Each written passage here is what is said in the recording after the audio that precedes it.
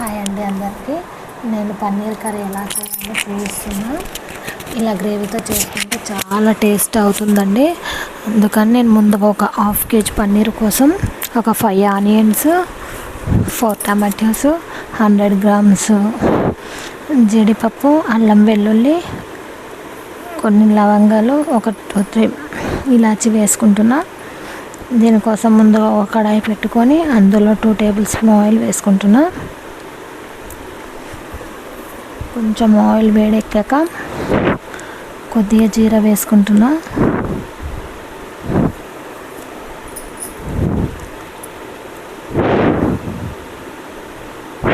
మనం ముందుగా కట్ చేసి పెట్టుకున్న 5 ఆనియన్స్ వేసుకుంటున్నా. ఇది గ్రేవీ కోసం కాబట్టి ఆనియన్స్ ఎక్కువనే పడతాయండి, ఎందుకంటే గ్రేవీ ఎక్కువ అవ్వాలి కదా. అందుకని నేను ఆనియన్స్ కొంచెం ఎక్కువనే తీసుకున్నా, 5 తీసుకున్నా. ఇవి తొందర గ్రేవీ అంటే ఫ్రై అవ్వాలంటే కొద్దిగా సాల్ట్ వేసుకుంటాం. ఇలా మొత్తం ఫ్రై లాగా చేసుకోవాలంటే మొత్తం ఫ్రై చేసుకోవాలండి.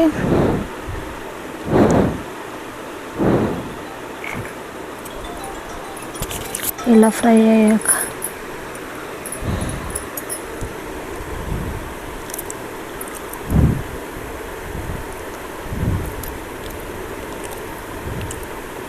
ఇలా కొద్దిసేపు కప్పు ఉంచుకోవాలండి, తొందరగా ఫ్రై అవుతాయి.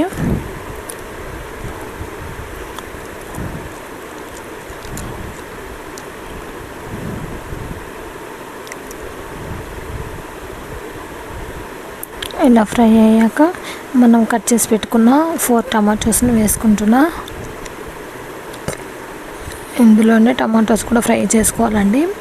గ్రేవీ చాలా టేస్ట్ అవుతుంది, ఎందుకంటే మొత్తం ఆనియన్ టమాటా పచ్చి వాసన పోయి మంచి టేస్ట్ అవుతుందండి. ఇందులో మనము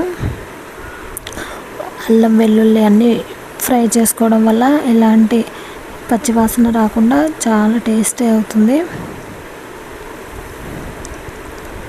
ఇవి కొద్దిసేపు కప్పు ఉంచుకొని ఒక 5 మినిట్స్ అలా సిమ్లో పెట్టి ఫ్రై చేసుకున్నాక ఇలా అవుతుందండి. ఇలా అయ్యాక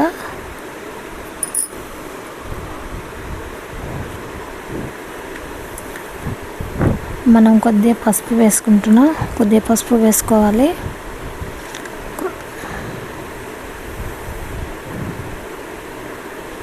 ఎంత మంచి టేస్ట్ అవుతుందంటే ఒక్కసారి పన్నీర్ గ్రేవీ ఇలా చేశారంటే ఎప్పుడు ఇదే విధంగా చేస్తారండి. దీంట్లో కొద్దిగా అల్లం వెల్లుల్లి వేసుకుంటున్నా. ఇవి సపరేట్గా వేసుకోకుండా ఇందులోనే ఫ్రై చేసుకుంటే పచ్చివాసన పోతుందండి. లవంగా 5 ఇలాచి వేసుకుంటున్నా. ఇందులోనే 100 గ్రామ్స్ జీడిపప్పు వేసుకుంటున్నాండి. హాఫ్ కేజీ పన్నీర్కు 100 గ్రామ్స్ జీడిపప్పు సరిపోతుంది.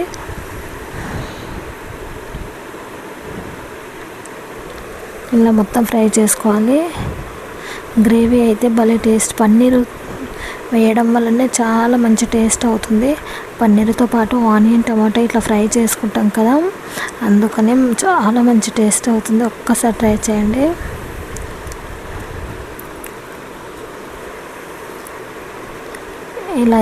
ఇలా అయ్యే వరకు ఫ్రై చేసుకోవాలండి.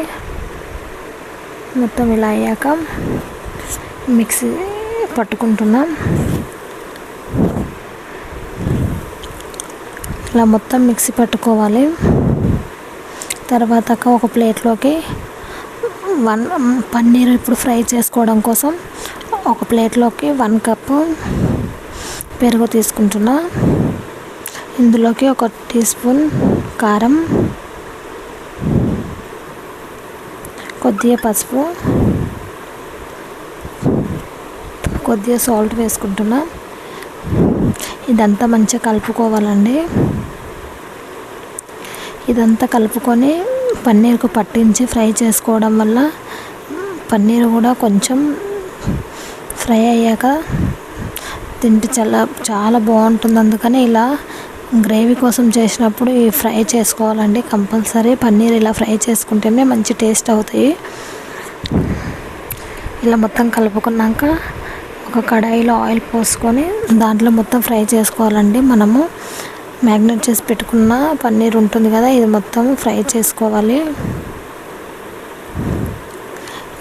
నేనైతే చాలా చిన్న పీసెస్గా కట్ చేస్తాను, ఎందుకంటే పెద్ద పెద్దగా వేయడం వల్ల లోపల పన్నీర్ ఉడకదు సరిగా. అందుకని ఇట్లా చిన్న చిన్న పీసెసే కట్ చేసుకుంటా. ఇలా కట్ చేసుకున్న పీసెస్ని ఆయిల్లో ఫ్రై చేసుకోవాలి. ఇలా పెరుగులో నానబెట్టడం వల్ల మంచి టేస్ట్ అవుతుంది, పన్నీర్ ఇంకా టేస్ట్ అవుతుంది. మొత్తం పన్నీర్ ఇలా ఫ్రై చేసుకోవాలండి.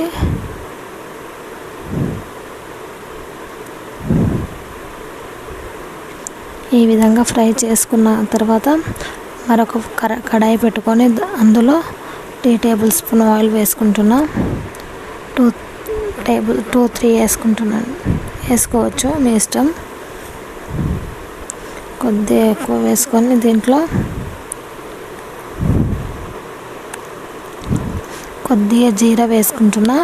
ఇప్పుడు గ్రేవీ పట్టుకున్నాం కదా, గ్రేవీ మిక్సీకి వేసుకున్నాం కదా, ఆ గ్రేవీ కొంచెం ఆయిల్లో మళ్ళీ ఫ్రై చేసుకోవాలండి. అందుకోసమే నేను మళ్ళీ ఇలా చేస్తున్నా. ఆయిల్లో తాలింపు వేస్తున్నా. తాలింపు కోసము కొద్దిగా జీరా, పచ్చిమిర్చి, పసుపు, కరివేపాకు వేసుకొని కొంచెం ఫ్రై అయ్యాక మనం మిక్సీకి వేసి పెట్టుకుంటాం కదా గ్రేవీ, ఆ గ్రేవీ ఇందులో పోసుకోవాలండి. ఇందులో ఆయిల్లో మళ్ళీ గ్రేవీని ఫ్రై చేసుకోవడం వల్ల ఇంకా మంచి టేస్ట్ అవుతుంది. కాబట్టి ఈ విధంగా ఒక్కసారి ట్రై చేయండి. ఎప్పుడు ఇలాగే చేసుకుంటారో అస్సలు మర్చిపోరండి. ఈ టేస్ట్ అంత మంచి టేస్ట్ అవుతుంది. ఇందులో సరిపడినంత కారం వేసుకోవాలి. నేను 3 టేబుల్ స్పూన్ కారం వేసుకుంటున్నా. ఇందులో కొద్దిగా సాల్ట్,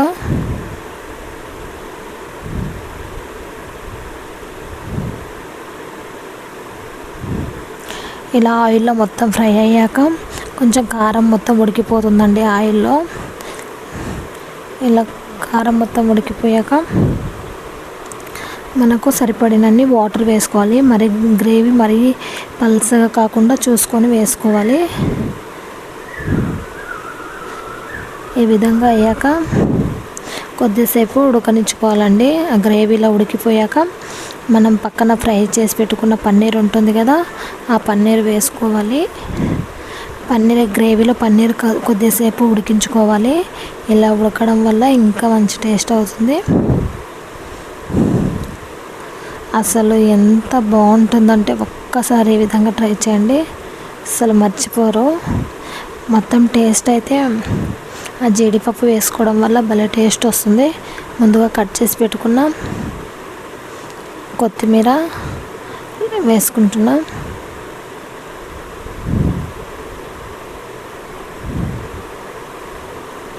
కొత్తిమీర కొద్దిసేపు ఉడికిన తర్వాత నేను ముందుగా చేసి పెట్టుకున్న గరం మసాలా ఉంటుంది కదా, గరం మసాలా వేస్తా.